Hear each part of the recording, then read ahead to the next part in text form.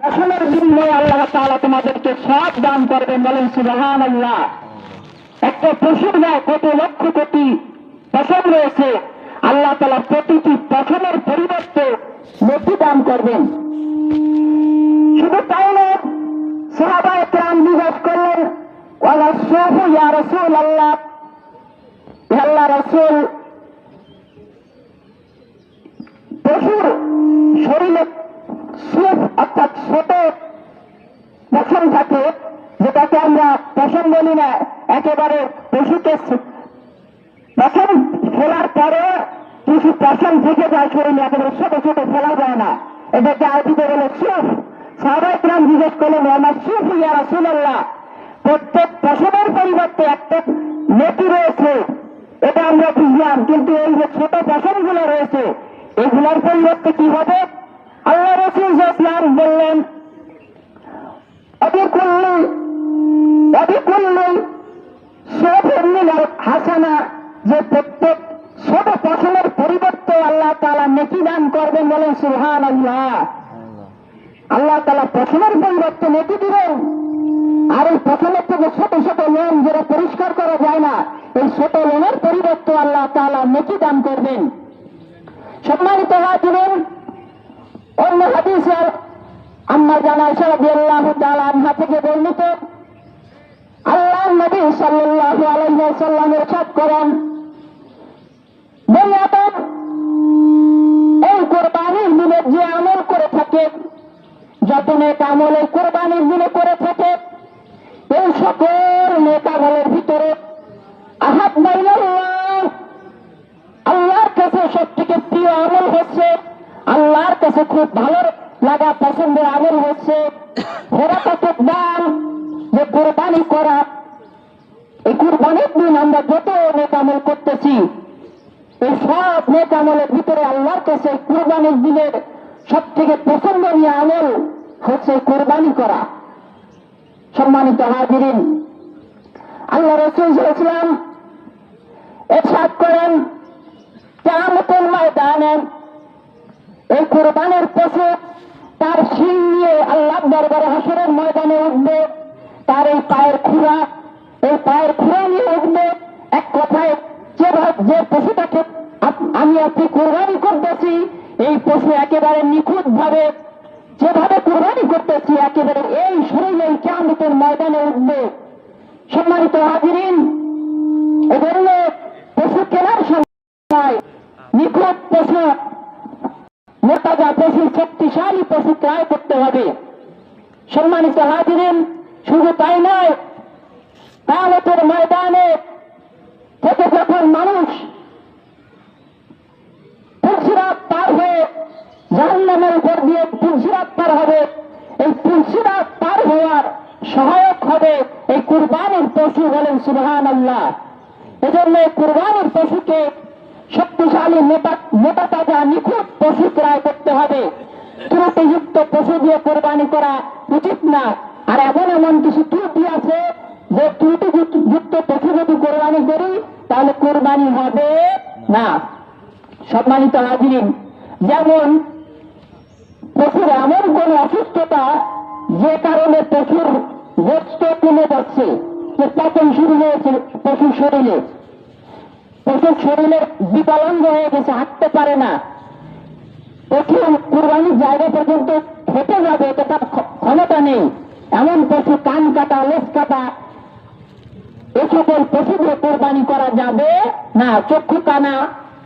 সম্মানিত হাজিরিন, আল্লাহ রাসূল সাল্লাল্লাহু আলাইহি ওয়াসাল্লাম এই কুরবানি ফজিলত যেমনি ভাবে বর্ণনা করলেন, তেমনি ভাবে কুরবানির দিনে যারা কুরবানি করবে না, কুরবানির দিন যারা কুরবানি থেকে বিরত থাকবে, টাকা পয়সা আছে, সামর্থ্য আছে, কিন্তু কুরবানি করবে না, আল্লাহ রাসূল সাল্লাল্লাহু আলাইহি ওয়াসাল্লাম তাদেরকে ভর্ৎসনা করলেন, তিরস্কার করলেন, মন্দ বললেন। আল্লাহ রাসূল সাল্লাল্লাহু আলাইহি ওয়াসাল্লাম বলেন যে, মান কানা লাহু সাআতুন, যার ক্ষমতা আছে, যার এবিলিটি আছে, যে কোরবানি করতে পারে, ওয়ালাম ইউদাহি, কিন্তু সে কোরবানি করলো না, কুরবানির দিনে সে কুরবানি করল না, আল্লাহ রাসূল তিরস্কার করে ভর্ৎসনা করে বললেন, ফালাইয়া কুরবান্না মুসাল্লানা,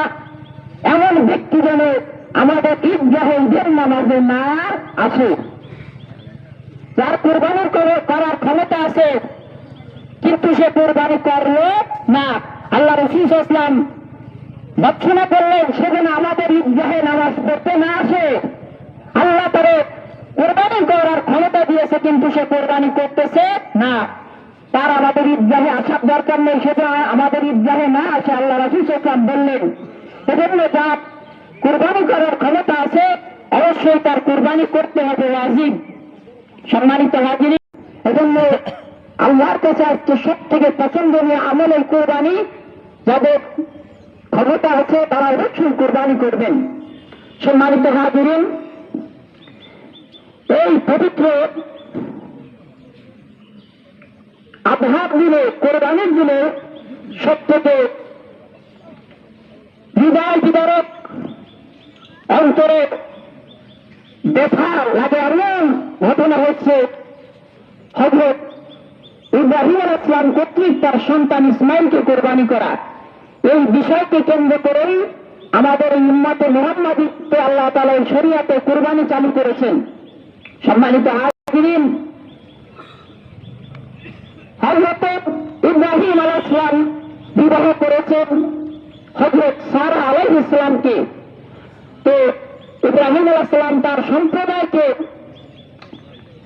দিনের দাওয়াত দিলেন, তারা কবুল করলেন না। আল্লাহর নির্দেশে ইব্রাহিম আলাইহিস সালাম ইরাক থেকে সফর করে তিনি অন্য জায়গায় চলে যাচ্ছেন। প্রতিমধ্যে আল্লাহ তাআলা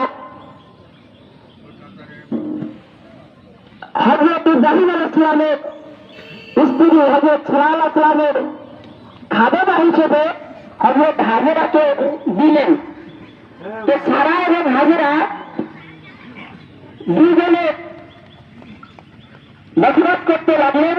হযরত সারা আলাইহিস সালামের কোনো সন্তান হয় না। তো সারা আলাইহিস সালাম নিজেকে মনে করতে লাগলেন আমি হয়তো বন্ধা, আমার সন্তান হবে না। তো হাজেরা আলাইহিস সালামকে বিয়ের প্রস্তাব দিয়ে ইব্রাহিম আলাইহিস সালামের সাথে বিবাহের সম্পর্ক স্থাপন করে দেন। আল্লাহ তাআলা নবী ইব্রাহিম আলাইহিস সালাম আল্লাহর কাছে দোয়া করলেন যে রব্বি হাবলি মিনাস সালিহিন, যে প্রভু আমাকে একজন সৎ সন্তান দেন, নেককার সন্তান দেন। আল্লাহ তাআলা বললেন ফাবাশশারনাহু বিগুলামিন হালিম, যে আমি অতঃপর ইব্রাহিমের দোয়ার কারণে আমি তাকে গুলামিন হালিম, একজন ধৈর্যশীল, একজন সহিষ্ণু সন্তান হযরত ইব্রাহিমকে আমি দান করলাম। সম্মানিত হাজিরিন, হযরত ইসমাঈল আলাইহিস সালাম যখন জন্ম লাভ করলেন, হযরত সারা এবং ইসমাঈল আলাইহিস সালামকে আল্লাহ তাআলা নির্দেশে এই মক্কার অঞ্চলে কাবার আশপাশে নিয়ে ইব্রাহিম আলাইহিস সালাম রেখে আসলেন। যখন ইব্রাহিম আলাইহিস সালাম এর সন্তান ইসমাঈল আলাইহিস সালাম বড় হলেন, তখন আল্লাহ তাআলা ইব্রাহিম আলাইহিস সালামকে স্বপ্ন দেখাতে লাগলেন যে তুমি তোমার প্রিয় বস্তুকে আল্লাহর সমিতে কোরবানি করো। ইব্রাহিম আলাইহিস সালাম উট কোরবানি করলেন, কিন্তু আল্লাহর কাছে পছন্দ হলেন। আল্লাহ তাআলা পরবর্তী দিন আবার স্বপ্ন দেখালেন, আবার উট কোরবানি করলেন, আবার স্বপ্ন দেখালেন। হযরত ইব্রাহিম আলাইহিস সালাম দেখতেছেন যে আমার প্রিয় বস্তু তো উট না। আল্লাহ তাআলা প্রিয় বস্তু কোরবানি করতে বলেছেন, যে আমার প্রিয় বস্তু তো আমার এই বার্ধক্যের সময়ে আমার পুত্র সন্তান যাকে আমি রেখে আসছি।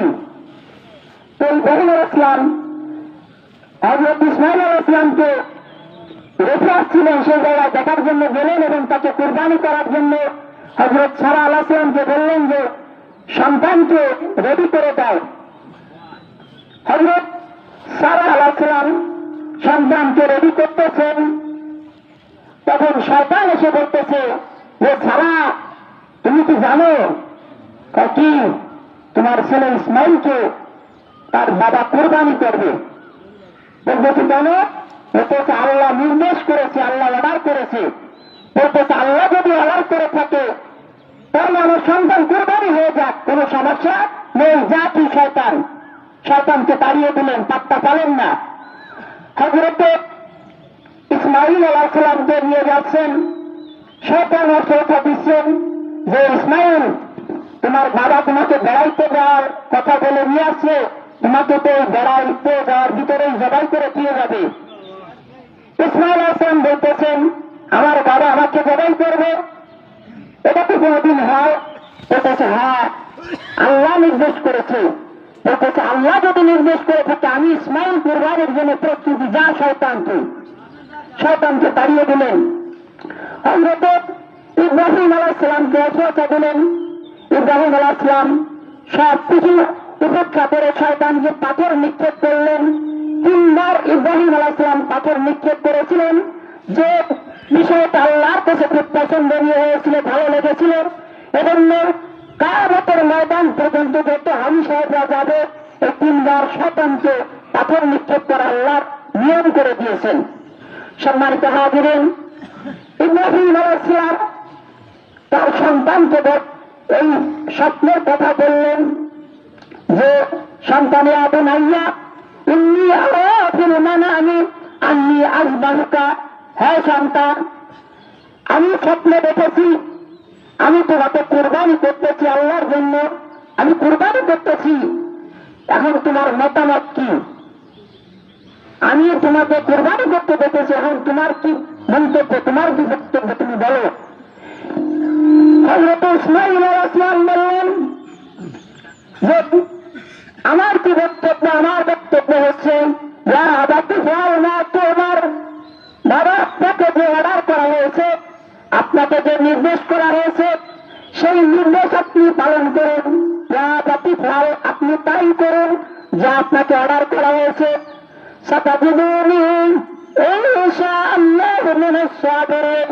যে আমি ইসমাঈলকে আপনি ধৈর্য ধারণকারী হিসেবে পাবেন, ধৈর্য ধারণকারীদের ভিতরে আমি ইসমাঈলকে পাবেন। সম্মানিত হাজিরিন, হযরত ইব্রাহিম আলাইহিস সালাম ছেলের কাছ থেকে অনুমতি নিলেন, ছেলে যাবে হওয়ার অনুমতি দিলেন যে বাবা আমাকে আল্লাহর জন্য যাবে করুন। হযরত ইব্রাহিম আলাইহিস সালাম ইসমাঈল আলাইহিস সালাম যখন উভয়ে সম্মত হলেন, উভয় আল্লাহর জন্য একজনে কুরবানি করবেন, অপরজনে কুরবানি হবেন, দুজনেই সম্মত হলেন। আল্লাহ তাআলা পবিত্র কোরআনে বলতেছেন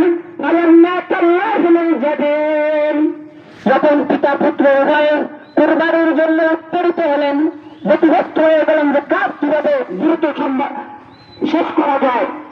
যখন উভয়ে উত্তরিত হলেন তখন আল্লাহ তাআলা দেখতেছেন যে কুরবানি এখন হয়ে যাবে।